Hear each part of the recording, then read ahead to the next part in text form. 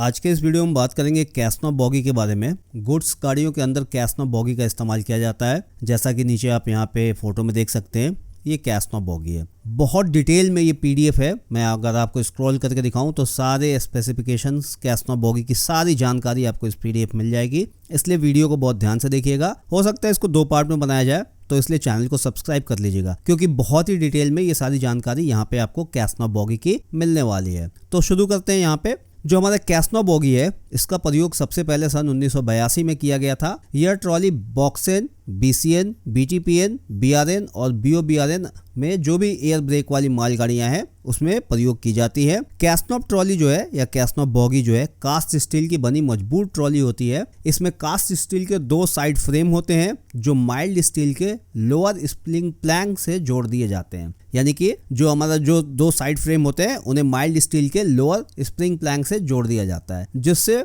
Boggy चौरस बनी रहती है। लोअर स्प्रिंग प्लैंक जो है उसमें बॉलिस्टर स्प्रिंगों के लिए एक फ्लोटिंग बॉलिस्टर रखा गया है। यानी कि हमारा जो बॉलिस्टर स्प्रिंग है उसके लिए फ्लोटिंग बॉलिस्टर रखा गया है लोअर स्प्रिंग प्लैंक के ऊपर। बॉलिस्टर के बीच में सेंटर पिवट बेस तथा दोनों तरफ साइड बैरर लगे होते हैं। बॉलिस्टर वेज ब्लॉक स्नबर स्प्रिंग के साथ लगा रहता है। इसकी ट्रॉली यानी कि ये बॉगी कास्ट स्टील की होती है और बॉलिस्टर स्प्रिंग के साथ स्नबर स्प्रिंग लगा होता है, इसलिए इस ट्रॉली को कैसनो ट्रॉली कहते हैं। इसके व्हील सेट एक्सल बॉक्स में टेपर्ड कार्टेज रोलर बेरिंग का प्रयोग यानी सीटीआरबी बेरिंग का प्रयोग किया गया है। इसमें पॉकेट टाइप ब्रेक बीम का प्रयोग किया गया है। अब यहाँ पे आप देख सकते हैं ये हमारा बॉगी है। यहाँ पे ये लॉकिंग प्लेट है। पहला जो है ये हमारा लॉकिंग प्लेट। उसके बाद जो ये पूरा फ्रेम है इसको हम साइड फ्रेम कहते हैं। यहाँ पे आप देख सकते हैं। उसके बाद ये एडॉप्टर है, आपके बेरिंग के ऊपर लगा रहता है एडॉप्टर, नैरो जॉ, और यहाँ पे इनके बीच में बेरिंग और यहाँ पे आपका जो सीटीआरबी बेरिंग है और साइड फ्रेम है, इनके बीच में इलास्टोमेरिक पैड लगा होता है। इसके बाद यहाँ पे दिखाया गया है ये सीटीआरबी यानी कि हमारा बेरिंग है। ये हमारा स्प्रिंग है, यहाँ पे सिर्फ एक ही सस्पेंशन होता है और ये हमारा यहाँ पे साइड फ्रेम की है। तो ये यहाँ पे साइड व्यू है। अगर ऊपर से बात की जाए तो ये हिस्सा बॉलिस्टर कहलाता है। ये बीच में सेंटर पिवट कहलाता है। यहाँ पे ये पीयू पैड है जिसे हम साइड बैरर भी कहते हैं। यहाँ पे नीचे स्प्रिंग प्लैंक है। यहाँ पे आप देख सकते हैं स्प्रिंग प्लैंक है। और यहाँ पे आप ये क्रॉस ट्रमलिंग पंच मार्क है। यहाँ पे पंच मार्क रहता है, क्रॉस ट्रमलिंग का पंच मार्क। और यहाँ पे व्हील और एक्सल आपको यहाँ पे दिखाए गए हैं। तो ये हमारा एक ओवरव्यू है कैसनो ट्रॉली का। और मुझे उम्मीद है कि आप में से सारे लोगों ने इस ट्रॉली को देखा ही होगा, कभी ना कभी तो देखा ही होगा। अब इसके स्पेसिफिकेशंस और बाकी चीजों के बारे में यहाँ पे हम थोड़ा डिटेल में देखते हैं। पहिए और बॉगी रख रखाव में आसानी हो, इसका ध्यान रखते हुए ऊपर बताई गई गाड़ियों में कैसनो बॉगी क्रम की ट्रॉलियों को लगाया जाता है। इस प्रकार से पुरानी यूआईसी ट्रॉलियों का प्रचलन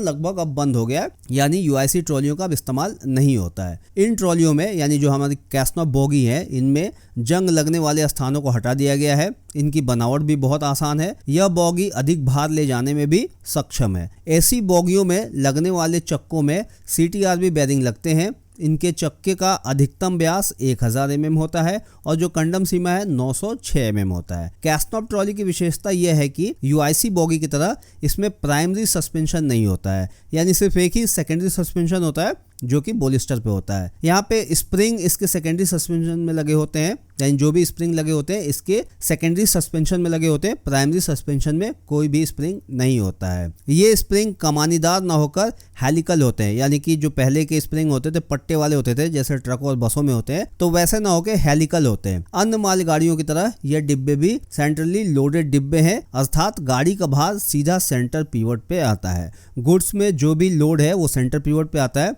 जबकि अगर हम पैसेंजर ट्रेन की बात करें तो वहाँ पे सारा लोड साइड बैरर पे आता है, सेंटर पिवट पे नहीं आता है। जबकि गुड्स में सारा लोड सेंटर पिवट पे आता है, साइड बैरर पे नहीं आता है। अगर बनावट की बात करें तो जो कैसनो बॉगी है इसमें 2 कास्ट स्टील के साइड फ्रेम स्प्रिंग प्लैंक के साथ दोनों ओर 6-6 रिविट से जुड़े रहते हैं। साइड फ्रेम में पेडेस्टर जॉ के ऊपर कास्टिंग में ही 5-5 बटन ढले रहते हैं। साइड में आप 5 बटन उसमें बनाए रहते हैं जो कि व्हील बेस को बताते हैं। कैसनो बॉगी में व्हील बेस 2000 ±5 mm होता है। व्हील बेस के 2005 होने पर 5 बटन रखे जाते हैं। 2 mm व्हील बेस कम होने पर 1 बटन ग्राइंडर से ग्राइंड कर दिया जाता है। बटनों का ग्राइंड करना या रखना लाइन पर नहीं हो सकता है, यह केवल वैगन बिल्डर या इंडस्ट्री में किया जाता है। ट्रॉली असेंबल करते समय दोनों तरफ के साइड फ्रेमों में बटनों की संख्या 1 रखी जाती है। सिर्फ सिक लाइन में भी अगर साइड फ्रेम बदलना हो तो उस समय भी यह ध्यान रखा जाए कि दोनों तरह के साइड फ्रेमों में जो बटन की संख्या हो वो समान होनी चाहिए।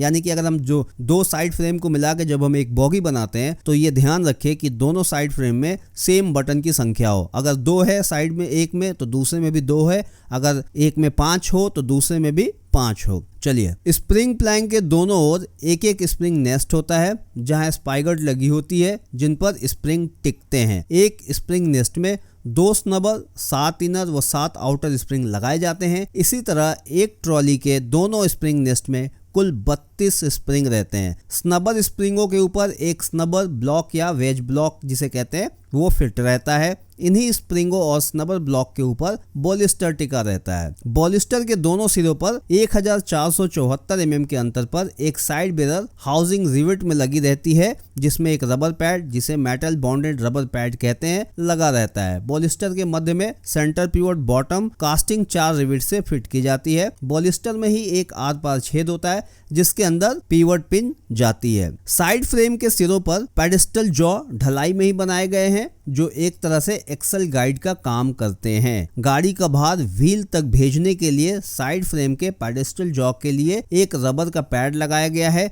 जिसे इलास्टोमेरिक पैड कहते हैं। इसी के नीचे पेडेस्टल जॉ में एडाप्टर अपनी हाउसिंग में रहता है। एडाप्टर के बिल्कुल नीचे ही रोलर बेयरिंग अपनी जगह में रहता है। एडाप्टर एक्सल के लॉन्गिट्यूडनल और लैटरल चाल को ठीक रखता है। पेडेस्टल जॉ के बाहरी हिस्से में नीचे की ओर एक बोल्ट नट के साथ लगा रहता है जिसे रिटेनिंग बोल्ट कहते हैं। इसका काम एडाप्टर को घूमकर नीचे गिरने से रोकना होता है। पेडेस्टल जॉ के अंदर के हिस्से के नीचे बने विशेष खांचे में एक साइड फ्रेम की नट के बोल्ट के साथ लगी रहती है।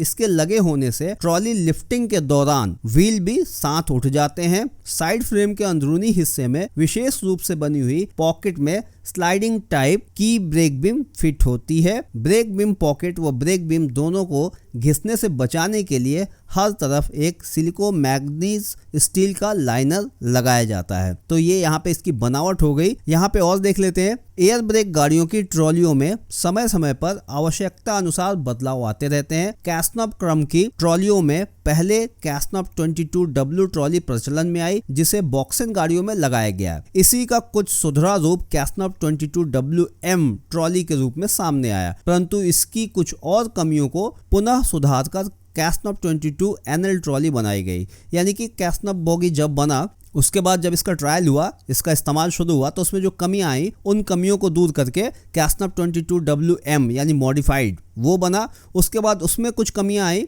जब जैसे जैसे उसका इस्तेमाल हुआ धीरे धीरे गाड़ियां चलने लगी। फिर जैसे जैसे पता चला कि उसमें कुछ कमी है तो उस कमियों को दूर करने के बाद जो कैस्नप 22 बना वो NL कहलाया। इसमें भी कुछ सुधार किए गए और फिर 22NLB बना। उसके बाद 22NLM ट्रॉली बनी। आजकल इसी क्रम में जो ट्रॉली प्रचलन में है वो कैस्नप 22HS ट्रॉली है। इन सभी ट्रॉली या बोगियों के मुख्य अंतर बाद में नीचे हम देखेंगे। सारे डिटेल यहाँ पे हम जानेंगे आगे PDF में। चलिए, ड्राफ्ट और buffing gear, BOXN, BCN, BTPN और BRN इन सभी तरह की गाड़ियों में एक ही प्रकार का जो CBC होता है वो इस्तेमाल किया जाता है जिसे हम कहते हैं non transition type draft gear. इसके साथ RDSO के स्केच नंबर 62720 के अनुसार लगाया जाता है। इसमें कोई भी अंतर नहीं है। एयर ब्रेक सिस्टम इन सारे गाड़ियों का आरंभ में सभी तरह की गाड़ियां twin pipe graduated release air brake system के साथ लगी थी। अब कुछ वर्षों से मालगाड़ियों को single pipe graduate release air brake system के साथ चलाया जा रहा है। इन चारों प्रकार की गाड़ियों के किसी भी एयर ब्रेक पुर्जे में कोई अंतर नहीं होता है और लोड की या वैगन की जो टेस्टिंग विधि है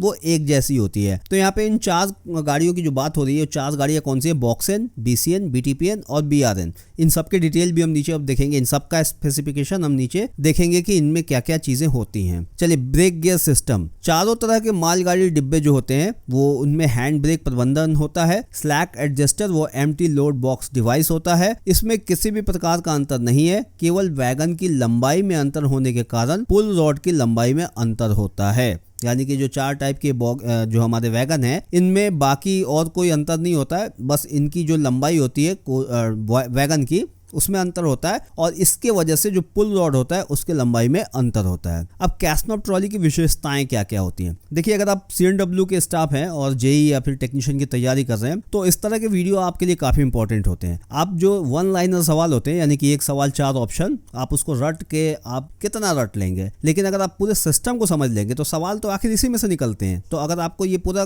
कैस्नॉप बॉगी आप समझ लेंगे तो इसमें से जितने भी सवाल कोई निकाल ले आप सबके आंसर दे सकते हैं। तो इसलिए डिटेल्स को पढ़ना और समझना कभी भी ना छोड़ें। जब से ऑब्जेक्टिव टाइप क्वेश्चन आने लगे एग्जामों में, लोग इन डिटेल्स को भूलने लगे हैं। तो मैं तो यही कहूंगा कि आप इन डिटेल्स को जान लीजिए, चाहे आप जेई बने या ना बने, आप टेक्नीशियन बने या ना बने, कम से कम आप जहां काम करते हैं वहां पे ये सारी जानकारी आपके काम आने वाली है। और जब आप सारी चीजों को जान जाएंगे तो एक दिन ना एक दिन आप जेई या फिर टेक्नीशियन तो बन ही जाएंगे, आपको कोई रोक नहीं सकता है। अगर नॉलेज है तो आप अपना गोल अचीव कर लेंगे। तो यहाँ पे कैस्नॉप ट्रॉली की विशेषताएं देखते हैं। जो पहला है, कैस्नॉप ट्रॉली कास्ट स्टील की मजबूत ट्रॉली है, बोगी है जो कम टूटती है। दूसरा पॉइंट, इसमें बोगी और बॉलिस्टर के बीच में हेलिकल स्प्रिंग का प्रयोग किया गया है जो कम टूटते हैं। इसका सस्पेंशन अरेंजमेंट बहुत अच्छा होता है। थर्ड पॉइंट, इसमें tapered cartridge roller bearing axle box में लगा होता है जिसमें जर्नल पर लगी फेस प्लेट बाहर से घूमती दिखाई देती है। फोर्थ पॉइंट, एक्सल बॉक्स विशेष प्रकार का बेलनकार बनाया गया है जो रोलर बेयरिंग जाम होने पर सुरक्षा प्रदान करता है।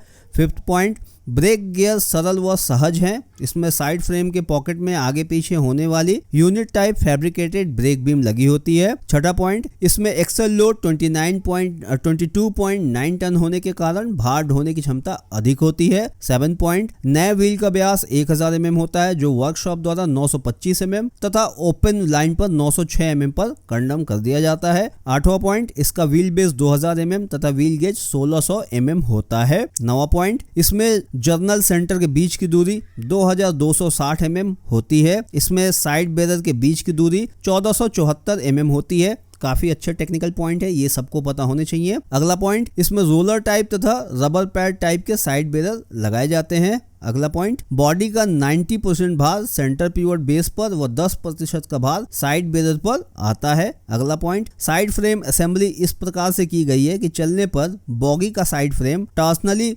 फ्लेक्सिबल होने की वजह से टूटने का डर नहीं रहता है। तो ये इसके इंपॉर्टेंट पॉइंट थे। अब कैस्नॉप बॉगी के हम यहाँ पे टाइप देख लेते हैं। टाइप ऑफ कैस्नॉप बॉगी, कैस्नॉप बॉगी के प्रकार। तो पहला है कैस्नॉप 22W, दूसरा है कैस्नॉप 22W रेट्रोफिटेड, तीसरा है कैस्नॉप 22WM, चौथा है कैस्नॉप 22NL और पांचवा है कैस्नॉप 22NLB और छठा है कैस्नॉप 22HS। तो कैस्नॉप ट्रॉली के ये प्रकार हैं, टाइप्स ऑफ कैस्नॉप बॉगी है। अब कैस्नॉप ट्रॉली के विभिन्न पार्ट का परिचय देख लेते हैं कि इसके जो अलग अलग पार्ट्स हैं वो क्या हैं, उनका नाम क्या है, उनका काम क्या है। तो सबसे पहले आता है side frame. CASNUB trolley 2 side frame को लोअर प्लैंक जोड़कर बनाई जाती है। साइड फ्रेम कास्ट स्टील से मजबूत बनाए जाते हैं जिसमें बीच में बॉलिस्टर हाउसिंग और किनारे पर साइड फ्रेम जॉ बने होते हैं जिसमें एडॉप्टर के साथ व्हील लगा रहता है। साइड फ्रेम में ब्रेक बीम के लिए पॉकेट बने होते हैं। साइड फ्रेम में बटन बने होते हैं जिससे उनके व्हील बेस का पता चलता है। तो 5-5 बटन होते हैं जैसे कि ऊपर अभी हमने पढ़ा था, देखा था। अब यहाँ फोटो में भी आपको दिखेगा। व्हील बेस, जो रिजिड व्हील बेस है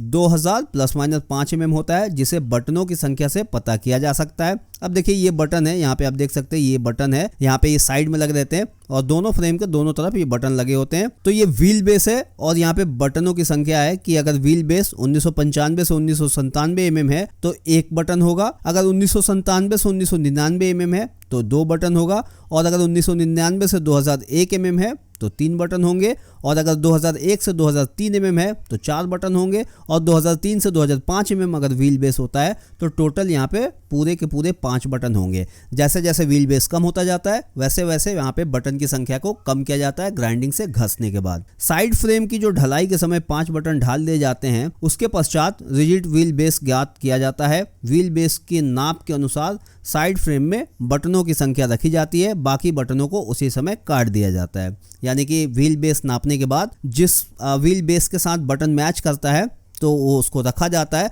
और बाकी को काट दिया जाता है। चलिए आगे देखते हैं। बॉलिस्टर बहुत इंपॉर्टेंट है। कास्ट स्टील का ढला हुआ बॉलिस्टर स्प्रिंगों के ऊपर वेज ब्लॉक के साथ फ्लोटिंग अवस्था में लगा रहता है। बॉलिस्टर के बीच में सेंटर पिवट बेस व साइड में साइड बेरर लगे होते हैं। तो यहाँ पे आपको दिख जाएगा ये बॉलिस्टर है, पूरा बॉलिस्टर असेंबली है, और यहाँ पे ये सेंटर पिवट हो गया और यहाँ पे ये साइड बेरर हो गया, ये साइड बेरर हो गया। यहाँ आप देख सकते हैं ये पीयू पैड है और यहाँ पे ये यहाँ पे आपको सेंटर पिवट देखने को मिलेगा। Suspension arrangement bolster spring, suspension arrangement bolster spring. Lower plank पर बॉलिस्टर स्प्रिंगों के रूप में आउटर, इनर, स्नबर, हेलिकल स्प्रिंगों का प्रयोग किया जाता है। यह स्प्रिंग एक्सल लोड के हिसाब से घटाई या बढ़ाई जा सकती हैं। अब एक्सल लोड 22.9 टन है तो आउटर यहाँ पे 14, WM और NL में, और HS और HL में भी 14, इनर दोनों में सेम 14 और स्नबर भी इन सब में सेम 4। तो ये स्प्रिंगों की संख्या है। स्प्रिंग के फ्री हाइट में 3 mm का अंतर चल सकता है, यानी कि फ्री हाइट में अगर 2 स्प्रिंग को हम नाप रहे हैं तो उनके बीच में 3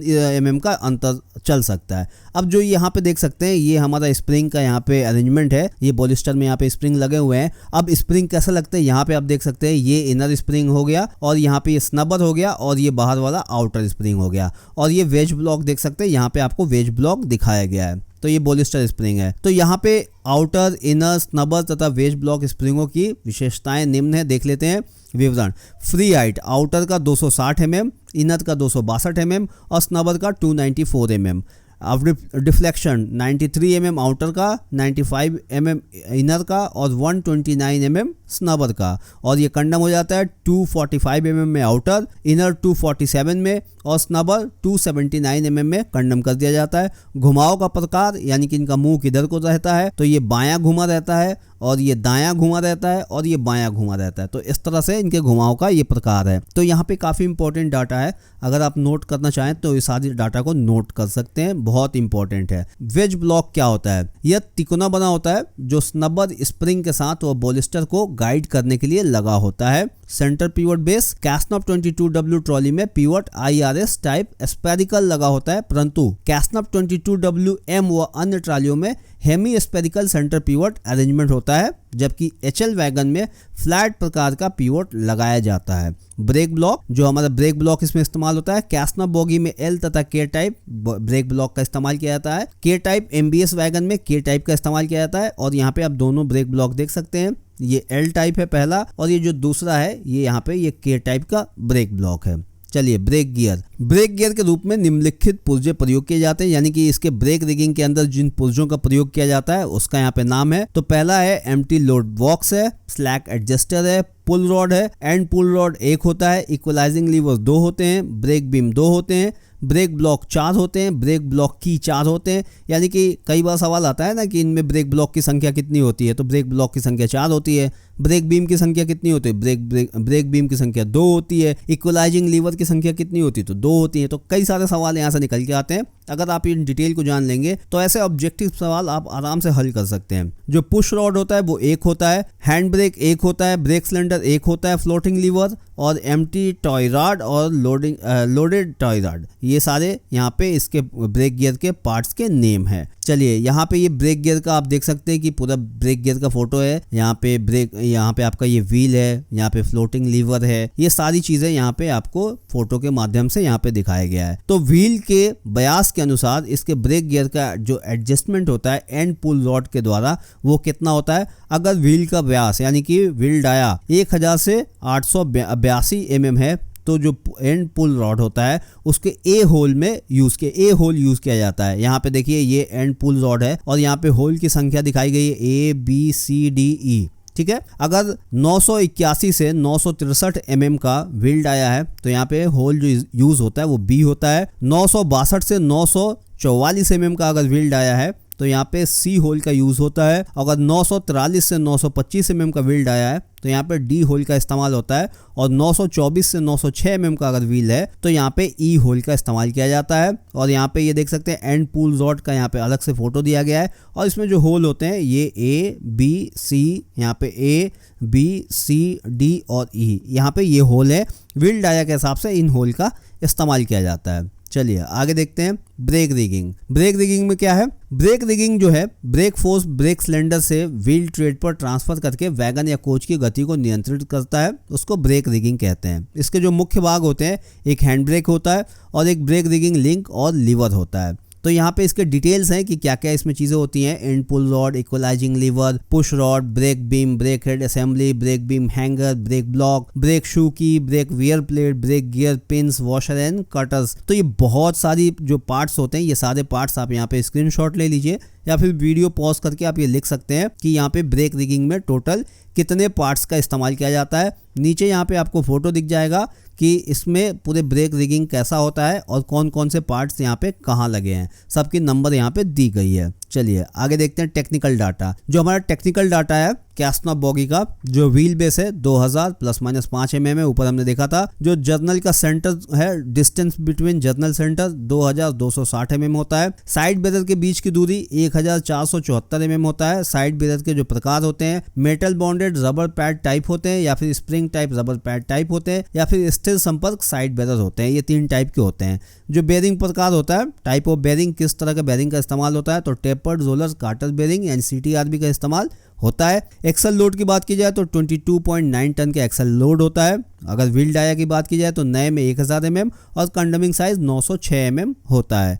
ब्रेक ब्लॉक नया 60 mm का होता है और कंडम 10 mm में हो जाता है। जो इलेस्ट्रोमेरिक पैड होता है वो नया 46 mm होता है और उसका कंडम साइज 42 mm होता है। तो काफ़ी ये टेक्निकल डाटा बहुत इंपॉर्टेंट है। अब यहाँ पे CBC की ऊंचाई ठीक करना है। बफर की ऊंचाई को या CBC की ऊंचाई को सीमा के अंदर रखने के लिए पैकिंग दी जानी चाहिए, यानी कि हमें CBC के हाइट को ऊपर करना है। 1105 का हमें मेंटेन करना है, 1105 mm। तो उसमें जो पैकिंग दी जाती है वो पहिए के डायमीटर के ऊपर डिपेंड करता है। अगर पहिए का व्यास 954 mm है तो 12 mm मोटी पैकिंग दी जाती है। अगर पहिए का व्यास 924 mm से ऊपर है तो यहाँ पे 37 mm मोटी पैकिंग दी जाती है। अब यहाँ पे देख लेते हैं कैस्टनॉफ बॉगी में न्यूनतम और अधिकतम क्लियरेंस कितना होता है। तो साइड फ्रेम तथा एडॉप्टर के बीच का जो क्लियरेंस होता है वो कितना होता है। लेटरल क्लियरेंस कितना होता है, तो यहाँ पे बॉगी का प्रकार दिया गया है 22W 22WM। इन दो बॉगियों में जो लेटरल क्लियरेंस होता है 25 होता है मिनिमम और मैक्सिमम 35 होता है। इसके बाद यहाँ लॉन्गिट्यूडनल देखा जाए तो 22W 22WM और 22NL NLB NLM और HS। इन सब में जो मिनिमम है वो होता है 10 यहाँ पे, और यहाँ पे अधिकतम होता है, मैक्सिमम होता है 24। और अगर 22NL NLB और NLM NLHS में देखें तो यहाँ पे जो न्यूनतम होता है 9 होता है और जो अधिकतम होता है 23 होता है। साइड फ्रेम और बॉलिस्टर के बीच, साइड फ्रेम और बॉलिस्टर के बीच जो लेटरल होता है, साइड फ्रेम और बॉलिस्टर के बीच जो लेटरल यहाँ पे क्लियरेंस होता है वो 22WM NL NLB और HLM। इन सब में जो मिनिमम है वो 18 होता है और मैक्सिमम 38 होता है। जबकि 22HS के अंदर ये मिनिमम 25 होता है और मैक्सिमम 45 होता है। लॉन्गिट्यूडनल की बात की जाए तो सभी कैस्टनॉफ बॉगियों के लिए मिनिमम 6 होता है और मैक्सिमम 20 होता है। साइड फ्रेम और एडॉप्टर क्राउन के बीच की अगर हम क्लियरेंस की बात करें तो 22W और 22WM में मिनिमम 4 होता है और मैक्सिमम ये 20 होता है। और यहाँ पे 22NL NLB NLM और HS की बात की जाए तो इसमें मिनिमम 3.5 होता है और यहाँ पे 19.5 मैक्सिमम होता है। क्या? साइड फ्रेम और एडॉप्टर क्राउन के बीच का क्लियरेंस। एंटी रोटेशनल लग और बॉलिस्टर के बीच, जो एंटी रोटेशनल लग होता है और बॉलिस्टर होता है, इसके बीच का जो क्लियरेंस होता है सभी कैस्टनॉफ बॉगियों के लिए मिनिमम 4 होता है और मैक्सिमम 16 होता है। तो आज के वीडियो में हम इतना रहने देते हैं। अगले वीडियो में हम इसके बाकी चीज़ों को देखेंगे। बहुत बड़ा PDF है, बहुत सारी चीज़ें हैं, बहुत डिटेल में है। कैस्टनॉफ बॉगी में मुख्य अंतर, कौन कौन सी बॉगी में क्या क्या फ़र्क होता है, वो सारी चीज़ें यहाँ पे है। इन सबको अगले वीडियो में हम कवर करेंगे। इसलिए चैनल को अगर सब्सक्राइब नहीं किया तो कर लीजिए, बेल आइकन बटन दबा दीजिएगा ताकि ऐसे वीडियोस आपको मिलते सके। आगे यहाँ पे बहुत सारे जो हमारे VRN wagon, box and wagon, उनके सारे डिटेल्स भी यहाँ पे हम, उनकी लंबाई चौड़ाई सारी चीज़ें यहाँ पे हम आगे वीडियो में देखेंगे। वीडियो देखने के लिए धन्यवाद।